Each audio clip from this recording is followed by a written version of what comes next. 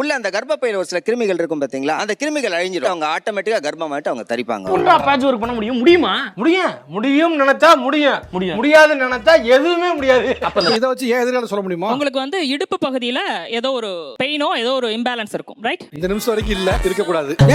அவன் டேக்ஸ் அப்படிங்கிறது தெரியல, உன் டேக்ஸ் அப்படிங்கிறது தெரியல. Where you are and how you are அப்படிங்கறத டிஃபைன் பண்ணும் ஹேண்ட் ரைட்டிங்கை பேஸ் பண்ணி. பக்கத்துல ஒரு 10 லைன் எழுதி காமிச்சோம் அப்படின்னா ஃபியூச்சர்ல என்ன நிலைமைக்கு போவீங்கன்னு உங்களால சொல்ல முடியும். டெஃபினட்டா சார். சொன்னதெல்லாம் விட்டுருவேன். இப்போ ஒரு பண்ணி அது என்னது இது? நகைச்சுவை, சிறிய நகைச்சுவை பண்ணு. இந்த சிறிய நகைச்சுவைக்கே உன்னை பெருசா பழக்கலாம் இருக்கேன்.